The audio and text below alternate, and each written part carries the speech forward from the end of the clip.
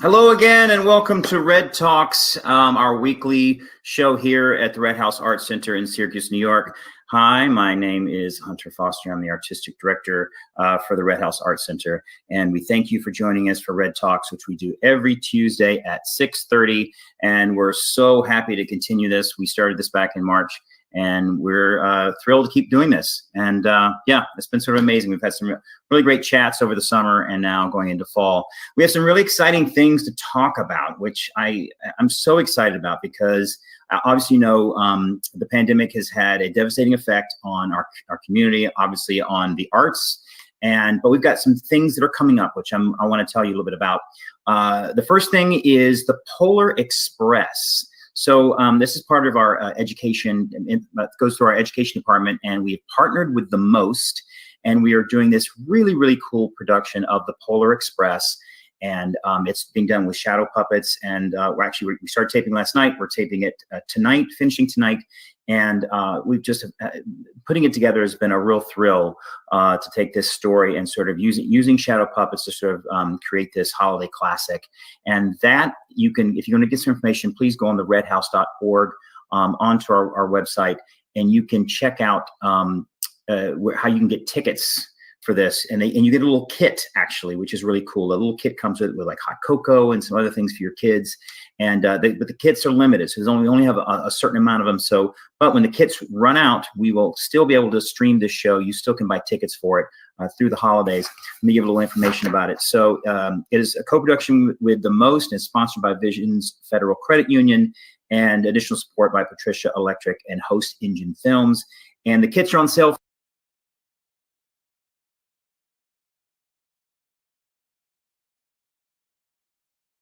20th, and I'm telling you, it's really, really cool. The kits include use the power of evaporation to make unique salt crystal snowflakes. Who doesn't want to do that? Learn about circuits and design your own light up greeting card. Craft a bracelet or keychain with a jingle bell like the one featured in the film, and explore the chemistry behind fake snow and make some of your own. And again, this is a co-production with the Most. Go check it out, redhouse.org. You can get a kit. The kits are limited, just to let you know, so you got to get them now, and then they'll be available to stream.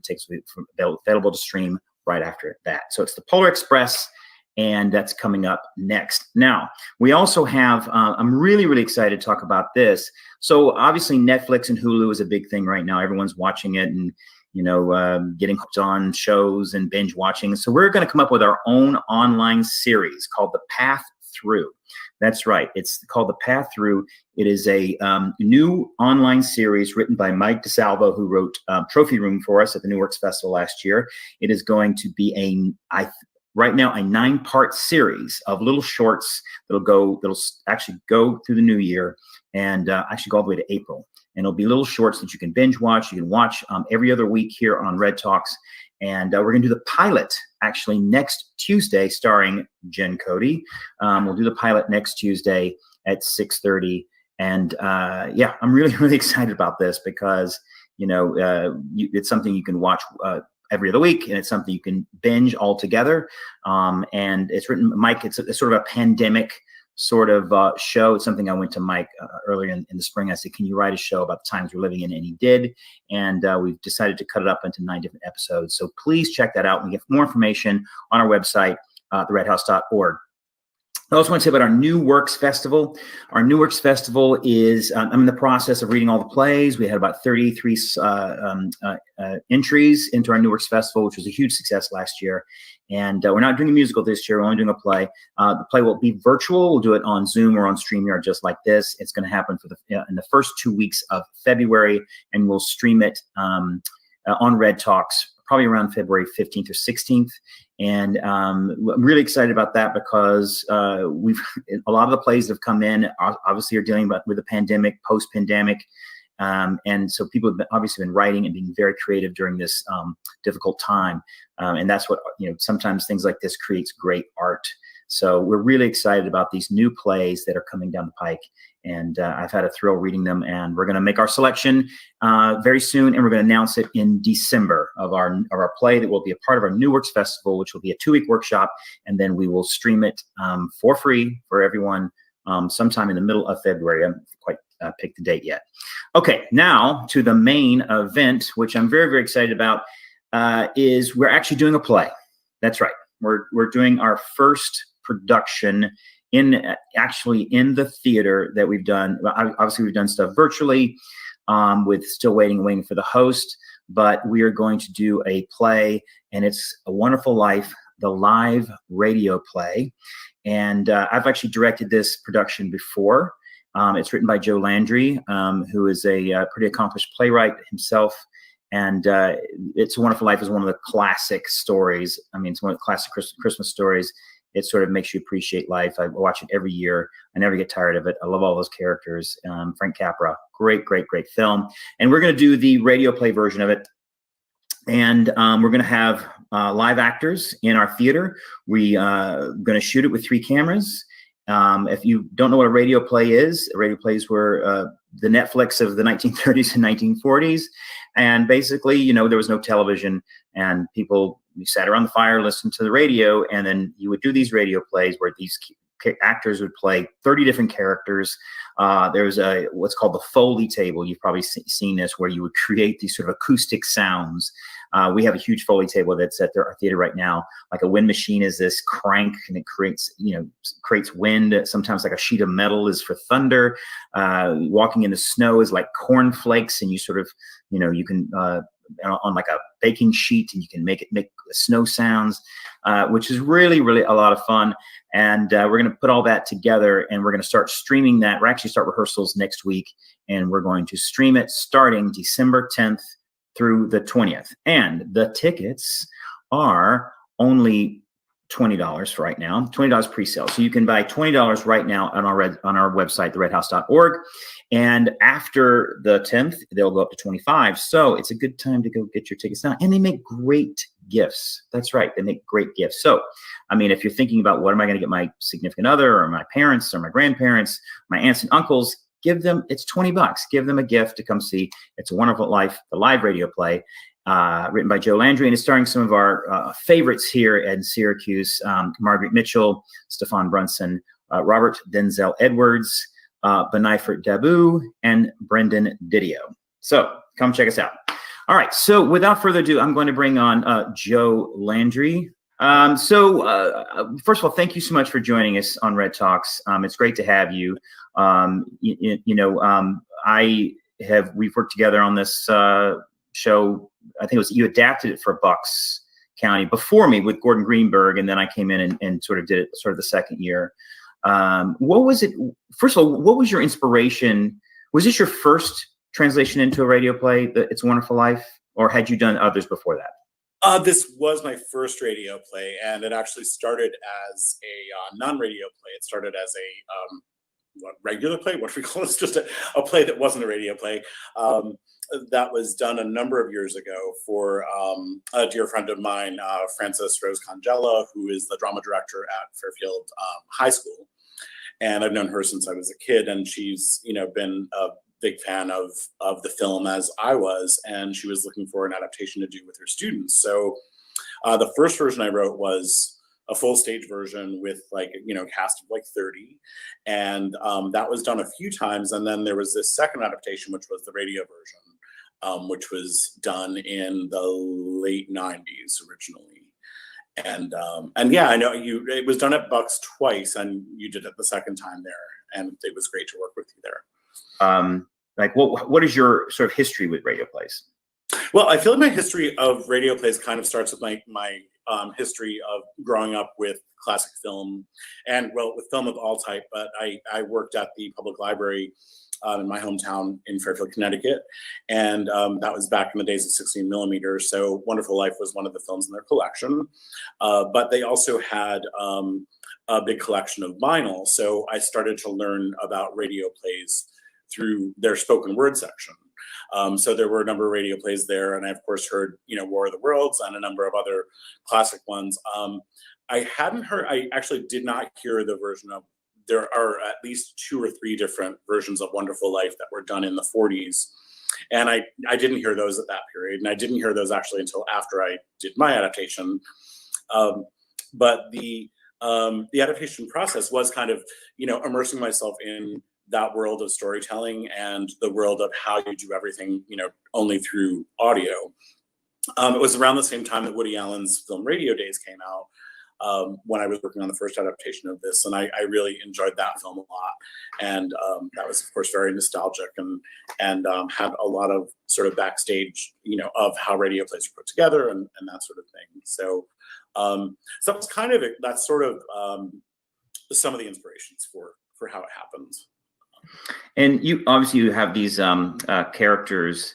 So if you don't know, there's 5 characters that are in the play that are sort of they're actors, obviously, that are playing the many different roles, and they're sort of fake stars. Were they based on anyone like Jake Lawrence or Freddie Fillmore? And not specifically. I mean, so the idea is that it's kind of a play within a play, that you as the audience are attending a broadcast in the 1940s, and the performers who are putting on It's a Wonderful Life are these radio personalities that have worked for this radio studio and have also done, have other credits either, in New York or Hollywood. But those characters were all fictitious.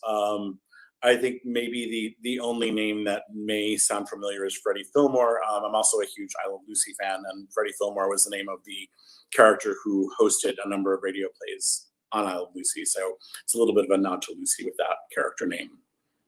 Oh, I didn't know that. I was a big Lucy fan as well. So really, yeah. Freddie Fillmore Freddie from Lucy? Fillmore did Females Are Fabulous, and he did kind of anytime they're on a game show on I Love Lucy, he's probably the one who's hosting it.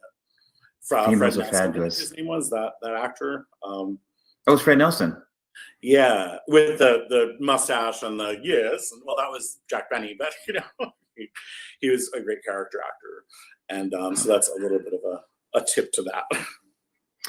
What makes obviously I'm a big Frank Capra fan. What makes It's a Wonderful Life such a great story, and what makes it a great film, and what makes it a great story? Because the film is wonderful, right? But even translating it to something as simple as a radio play, the story itself still holds up. Like, I feel like you could do this in many different ways, and the idea of realizing how important your life is to the people. I mean, my favorite line is the end. I'm blanking on it, of course. No man is who has failure. Is that failure who has friends? Yeah. No man who is a failure who has friends, and it gets me every single time. Now, what makes this story so? Why does it affect people the way it does? Oh, I'm thinking myself. Hold on a second. There we go. Well, I mean, I think what makes the film so memorable and such a favorite of so many people is that its message can really never be heard enough. The message of no man is a failure who has friends. And also there's the line that Clarence says that one man's life touches so many others, which is another thing that I feel like we're all in it together. And that's sort of the story of George Bailey. I think what the film does so well is makes all of us relate to George Bailey and to everything that we've done with our lives and those that we've touched and what a difference we've made in things. And I think that that's just a feeling that I mean, what's interesting is it's not really a Christmas film. I mean, the end of it takes place during Christmas, but it's really not about Christmas, but it's kind of about the Christmas feeling. I think that's one of the cool things about because it's kind of considered a Christmas film. So it's great that once a year people see this. And I think that this is a great message that we could use at this time of year or, at this year, anytime. I mean, I feel like it's kind of a perfect piece for this year because it really just does boil down who we are and what our lives mean to each other. And I think that's really special. Yeah, I mean, in a way, I mean, Die Hard, there's the whole thing of, is Die Hard a Christmas movie? But Die Hard actually takes place on Christmas the whole time. So there's an argument to be made that Die Hard is more of a Christmas movie than It's a Wonderful Life. Right. Well, it kind of, I mean, they both do deal with Christmas as a theme, for sure. Christmas is when it's set. So yeah. For sure. Well, and It's a Wonderful Life was also not a success. It didn't do well when it first came out, correct? It was not a Yeah, that's what I heard about. I don't know those figures specifically, but that is the thing that I guess when the film first came out, it didn't do very well. I don't know more specifics about that really. Yeah. But yeah, I've I definitely heard, mean, tips, little trivia over the years and that sort of thing. But yeah. And I agree with you. I think the character of George Bailey is, I think they always say that, everyone, and to some extent, considers themselves a failure, because no one can ever achieve all the things that they think they're set out to do. Like if someone made a point that said that this was a long time ago, is that, Jennifer Aniston feels she's a failure because she wasn't Julia Roberts.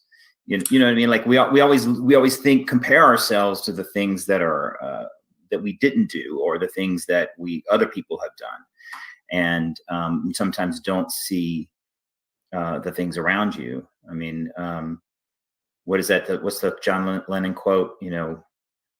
Life is the thing that happens while you're waiting for your dreams. I don't know. Oh, okay. But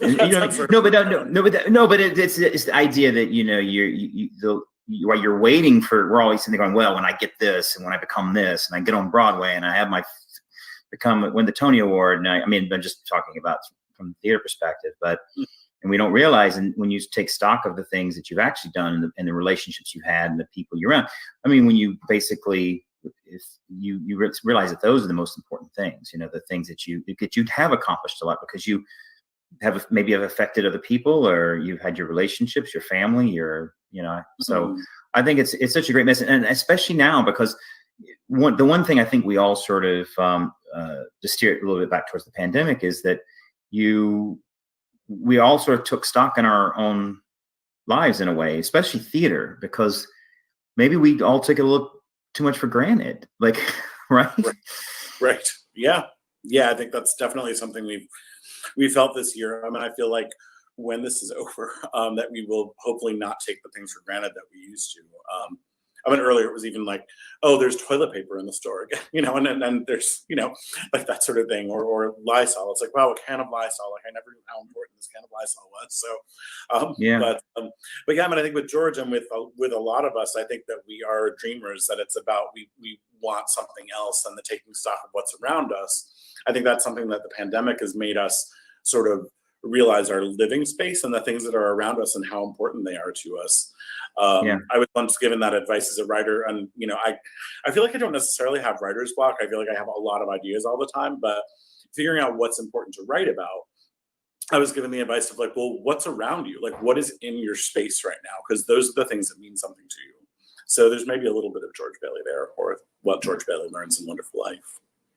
And you've written a lot, and not just radio plays. You wrote Reefer Madness, which I'm a fan of, and and obviously other radio plays such as Meet Me in St. Louis, and you have a Christmas Carol one as well, correct? Yeah, there's Christmas Carol and War of the Worlds. War of the Worlds. I just finished Great Gatsby, which is going to be coming out next year. And the radio plays in A Wonderful Life kind of set off that career track for me. Before Wonderful Life, I was writing a lot of different plays. I had my own theater company when I was in my 20s and wrote plays about people in their 20s that were kind of the opposite of It's a Wonderful Life. It was like plays that were a little more adult in nature and, not something you'd bring the grandparents to, or even my parents sometimes. But then, once Wonderful Life kind of hit and when that was first done, I don't know, do you remember Theater Week magazine? You probably do. Oh, yeah, absolutely. Yeah. So when it was first done, when Wonderful Life as a radio play was first done in Stamford, Connecticut, they took an ad out in Theater Week magazine. And because that was a national magazine, started getting contacted from different theaters around the country. So they were kind of, every year, a friend of mine would kind of help with like licensing those individually. And then once it was published, it really kind of took off, and it was, and it ended up being done, not only around the US, but all around the world, which has just been amazing. I mean, this was never like, my goal was never, I want this play to be done everywhere. And it just sort of happened. And that's something where I still pinch myself for the I'm so grateful for the opportunities that this has given me. So with Wonderful Life, I, for the first number of years that it was done, I would reach out to theaters and see if I can, serve as any sort of, consultant on the production, or if I have any questions, that sort of thing. And out of doing that, I went to a theater down in Atlanta that was like, oh, well, we really love this. This is I think maybe it was the second year they were doing it. And they're like, we'd love to do another one of these radio plays. So what else do you have in mind? And that's where the second one I wrote was called Vintage Hitchcock. And it was 3 Hitchcock films, each done it's one radio play with 3 plays in it. So that was done. The publisher picked that up, and then it's sort of been like, every year, every couple of years, there's another radio play. So I feel like the radio plays have kind of become what I'm known for. I mean, they're definitely the ones that are produced the most, but it's been fun to write in some other formats also. And there's a project I'm working on right now, which is an audio play that is not a radio play, which I can tell you a little bit more about that if you'd like. Sure. So that was, it actually came out of a university in Michigan, and they wanted to do Vintage Hitchcock, and I started talking to the director there, and he's like, oh, well, it'd be kind of interesting because we only want to do this as audio. We're not going to do it live in person or visually. We're only going to do an audio version of it. And so I started talking about another Hitchcock related piece. So over the past few months, I've been writing a serialized audio play. So this is the first time I'm writing only for audio. Like, I'm not writing that it's going to be done on stage, but would also work as audio. So it's been a really cool opportunity. And it's also been, it's a little different than these. See, this live radio play subtitle that most of the plays that I have are kind of that are currently published and licensed. Those are set in a radio studio in the 1940s. So those are like very specific. It's like the world of those plays, whether you're doing the Hitchcock, Vintage Hitchcock, or even War of the Worlds, which we can talk a little bit more about that if you like, because I know we've talked about that before. But those are kind of all within this world of a 1940s radio station. This new piece, which is a serialized audio play, is set in 1999, and it doesn't have any of the old radio feel to it. So it's more of just an audio drama, but it also, in its subject, deals with the films of Alfred Hitchcock in a new and hopefully exciting way. So, wow. And what inspires you, like what inspires you to write? Like, do you get an idea and like, what is the process? Because I know that, like, as a creative person, as an artist, you get an idea, and then what separates people who,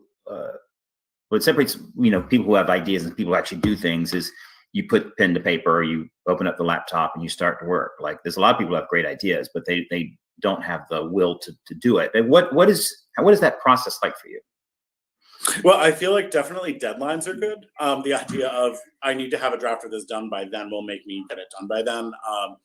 And I mean, when I started writing, I had kind of a different process. I was also raised in a very creative family. My dad was an artist, and I do a lot of graphic design myself as like freelance work and that sort of thing. So when I started doing my own plays, I would actually design the poster first and pick the date when it's going to open. And then I would write the play knowing this is what the poster looks like and this is the date we're opening. So you have to write that for that. So I did that for a number of years when I had my own theater company. And that, I feel, definitely made me disciplined about that part of the process. Since having plays published now, the new plays have come either out of the publisher being interested in a title, or pitching a title to the publisher and seeing if they're interested in that, or opportunities where there's a theater that is either commissioning it or wants to do a project. And I feel like those are kind of my goals as far as how I pick a project and then stay focused on getting it done. Does that? Yeah. Yeah, absolutely. I mean, like I said, any motivation, I think, I think you're right. Deadlines are good, because I feel like sometimes it's like writing something is like a car. You could just there's people who have the car in the garage on cinder blocks and they're just always tinkering with it. They never finish it. Right. I always find it remarkable, especially to have a body of work that you've had, because I think writing is of all the things that I've done, writing to me is the hardest thing. and creating something from scratch, or even adapting something from like It's a Wonderful Life. It's not it's time consuming, and it's difficult, and it's fine tuning, and it's so I think that knowing that you've been able to accomplish as much as you have, I think it's kudos to you for able to do all that work. Oh, well, thank you. Thanks so much. Yeah, I mean, I think there's something interesting about, because I know you've worked on adaptations and original pieces, right? So I'm sure you can relate to this, where I feel like there's always kind of a grass is always greener. It's like when I'm working on an adaptation, I was like, oh, if only I was working on an original piece. When I'm working on an original piece, I'm like, if only I was working on an adaptation, because they both have their pros and cons. But another thing, and maybe you'll relate to this or not, but I feel like every time that I go to write something new, I feel like I've never written anything before. I'm like, I feel like I'm like, what is this blank piece of paper or a blank computer screen in front of me, and what am I supposed to put on this? And I personally, I feel like I am really, I feel like I have a gift for writing dialogue. Like once I write dialogue, I can fill pages and pages with dialogue. So I feel like I have to step back and really work on structure first and make sure I know specifically, just to keep the characters on target as far as here's what's happening in this scene. And then one other writing technique that I use is, being on a computer, is that I'm a big fan of highlighting and coming back. So my goal is usually just keep going, like just keep writing. Don't judge it right now. Just write it. Just get that first draft out and let it be as horrible as it can be, and then come back and fix it. But I'm a big fan of like highlighting things and then coming back. So I feel like I'll just keep going through the script over and over, getting rid of all the highlighted sections. So yeah, no, I think that's true. I think that we tend to judge ourselves, and we sit there and go, "Oh, this is terrible. Why am I?" And then you sort of don't go back to it, or you get stuck on one thing, or I will sometimes just write dummy dialogue. I'll just write, I know this is bad, and just me and my collaborator, I work with Georgia Stitt. We had actually a REDTalks. We're working on a musical right now. Actually, we're working on the entire pandemic, and we have moments where we say, okay, this is going to be on the nose. This is going to be the movie of the week version, in which there's no subtlety. It's just everything is. And sometimes I feel like I just have to say it, spell it out, as opposed to, because sometimes I think as writers and artists, we want to be subtle. You want to do it crafty. You don't want to just lay things out there, right? And so themes, metaphors, character things, you want to hide as much as you can, and sometimes I'm like, okay, enough of being crafty. Let's just put it out there, and then we'll cover it with the bushes. Like, yes. let's just lay it out there, and then we'll paste around it. That's my biggest challenge sometimes. Yeah. I mean, that reminds me of there's a adage or something that's like, write from your heart, rewrite from your head. So, that's great. Like, get it down. It doesn't need to make sense right now. Just get it down, whatever it is, and then come back and fix it. Yeah, that's great. I love that. Yeah, because I also feel like, especially in New York, there's it's sometimes you're trying to you're trying to be too smart. You know what I mean? Yeah. You're trying to and show people how smart you are, and I'm like, okay, that's a very New York thing, and that frustrates me with sometimes watching theater. I'm like, what is this play I'm watching? And it's because it's a smart play, and I'm like, I'd rather see. I just feel like theater is emotional. I'd rather have an emotional experience than heady experiences are good, but I'm always more attracted to emotional experiences. That's why I love this play so much. Yeah. I know. I get caught up in that trap of wanting everything to be clever, and I'm like, oh, it's not clever enough. Like, I want this Hitchcock piece I'm working on now. I'm like, okay, it has to have an ending like The Usual Suspects, where everything all of a sudden is like, well, everything makes sense. I'm like, I don't know that I can do that. So right now I'm dealing with, I just wrote a scene where it's New Year's Eve and a woman is thrown off a balcony into a pool. And I was like, well, I don't know if a pool in New York City would be open on New Year's Eve, so I'm going to have to go back and fix that. Right. No, yeah, exactly. You're like, okay, I know this doesn't make sense, but we'll do it later. Right. Yeah. Well, Joe, thank you so much. I really appreciate you coming on our show. It's great to see you and to talk with you, and we're so excited about doing the play. It's a Wonderful Life, the live radio play, which we're doing at Redhouse Art Center in Syracuse. Tickets are $20. Please go to the redhouse.org. These are pre-sale tickets, and then they will go up to $25 on December 10th. December 10th through December 20th is our air date. So you can watch the stream anytime between December 10th and December 20th, and which I'm so excited. It's the first time we've done anything in the theater. So we're really, really happy. Well, I'm so finally honored. back. I'm honored that you're doing it. I'm so grateful to have the opportunity to work with you again. And thank you so much. Thanks, Joe.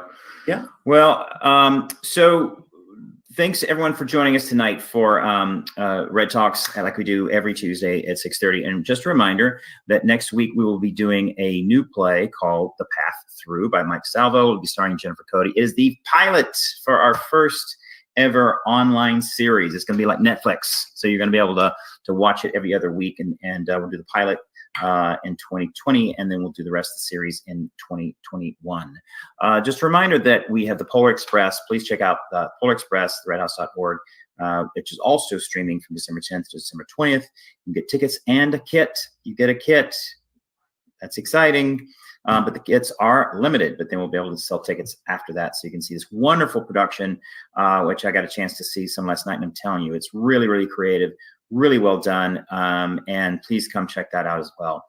You can always donate at the redhouse.org. I can't tell you, we definitely need donations in order for us to continue to do projects like this. This project for It's Wonderful Life was, we have some incredible sponsors, Visions Federal Credit Union, Broadway Cares, Equity Fights AIDS, Henner Hoyt, and Sunny 102 have all sponsored our show, It's a Wonderful Life. And we need sponsors, we need donors in order to continue to do the things that we're doing to get us through this pandemic. Good news is the vaccines are coming out soon, hopefully by December. And hopefully by the spring, we'll have vaccines out and we'll be able to return to the theater again. Because I miss it. I'm telling you, I miss going to the theater, as we all do. So thanks so much for joining us. Please check out our website, all the new stuff that's going on, all the information, the Learning Lab, which we will be starting up again in the spring. And that's where we're doing some remote learning in Redhouse for your kids. Come check that out. We got a lot of stuff coming up. We have camps coming up this summer, camps coming up in April. And, hopefully, like we did camps last summer. We did them safely. Kids wore masks. They were socially distant, and they had a great time. And we didn't have any cases. It was of our outbreaks, because we really take care to make sure that everyone is safe at the theater, and we'll continue to do that even with our upcoming production. So just be safe out there. I know times are tough. We're going into the holidays. Stay home. People. It's Christmas. It's cold. Stay indoors. Wear your mask. Wash your hands. Do everything you can so we can end this and we can get back to more normal times and normal life. Thanks so much. Be safe out there, and we'll see you next week on Red Talks.